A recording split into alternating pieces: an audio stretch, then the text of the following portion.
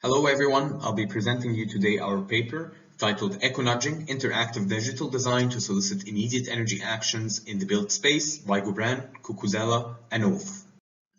In the built environment, we see that automation has gained ground in the last years, and it depended mainly on sensing, modeling, and predicting occupant behaviors in spaces. A parallel line of work suggests that influencing occupant behavior and actions is also required to sustain energy consumption improvements and close the real and predicted performance gap. Recent publications and reviews have highlighted the need to investigate new ways to engage occupants with buildings. Eco-feedback has also been reported as an effective means for influencing behavior. However, little attention has been given to studying the design parameter, game logics, and the interfaces that can allow feedback technologies to solicit specific actions from occupants immediately. We know that occupants willingly accept minor or temporary discomfort when given the right incentives.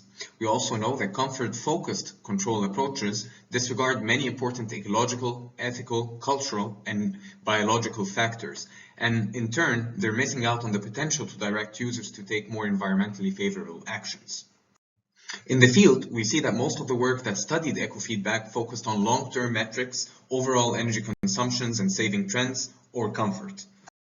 Others have explored using virtual objects, analogies, and abstract representations in order to communicate data about consumption, savings, or comfort. There is suggestions to move our understanding of eco-feedback in the built space to a form of pedagogy or teaching. We find no published work that investigates how alternative eco-feedback mechanisms, for example, that don't depend on presenting direct consumption patterns or trend charts, can be used to solicit immediate and target-specific occupant actions. So we ask, can new types of interfaces that are more playful and artistic be used to nudge or push users to take immediate actions in the built space? We design and deploy at a university exhibition a virtual environment equipped with 3 indoor devices, a fan, a heater, and lights.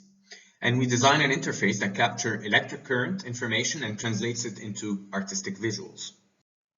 We create 3 profiles of activities, each with their own settings for the 3 devices and their own visuals. And we design them to oscillate between a harmony state and an out of sync state. When the devices are set to the target levels that were created for each of the profiles, the visual is in harmony, as we see on top. And when they're set in the wrong settings, it would be out of sync. We create an interaction process that's very simple. It starts by inviting the users to reset everything to 0 and select a profile. Once they select a profile, they see the visual harmony for a few seconds, and they're presented with basic instructions on how to interact with the devices in the room and the basic parameters of the interface.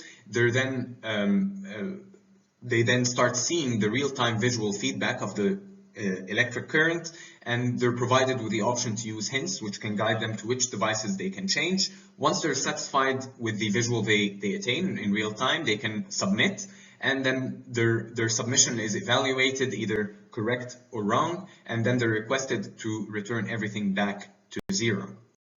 Over the 1-month period, we collected 197 data points.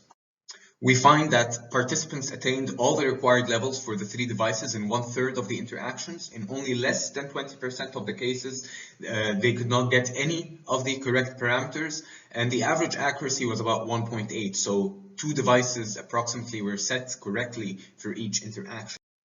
Most participants, in about 65% of the cases, did not use any hints. We see that the average engagement time across all the interactions was 27.6 seconds, but close to 50% of the cases were below 20 seconds in engagement. We find that the more users engaged with the interface and the more hints they used, the better they performed in terms of accuracy.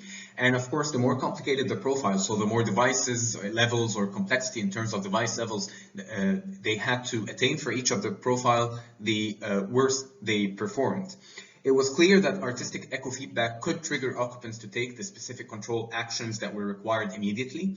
It's very important to contextualize that the participants in this interaction had to manipulate 3 independent devices without prior knowledge of the required levels, and without understanding how their control actions affected the visuals they see, and they were able to attain these targets with little or no assistance in the form of hints, and they attained good outcomes in terms of accuracy in less than 20 seconds.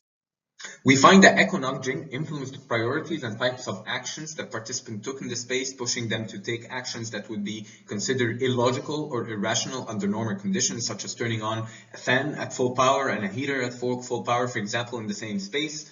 We also find that there's a potential for using these interfaces as a sort of companion. Some participants even describe them as some sort of virtual pets. Most participants like the ambient nature of the art, and they found it very appealing. And so we proposed that this visual appeal kind of replaced other forms of incentives, such as material or social rewards, to act as a psychological incentive mechanism.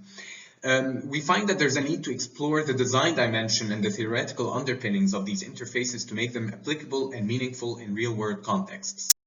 To conclude, the experiment attempted to move away from the prevailing approaches to controls and building interfaces which depend on automation, to explore the potential of new types of interactions which solicit immediate actions from participants with no clear reward system. We found that nudging the users to take immediate actions offers a new potential in the build space. And we also see that artistic and design-based interfaces present an interesting avenue for these exploration, moving this interaction to a form of companionship or pedagogy, as suggested by previous authors. We also see a need for further explorations of these interfaces in real-life contexts in order to address some of the gaps identified in the literature. Thank you very much, and I'll be happy to take any of your questions.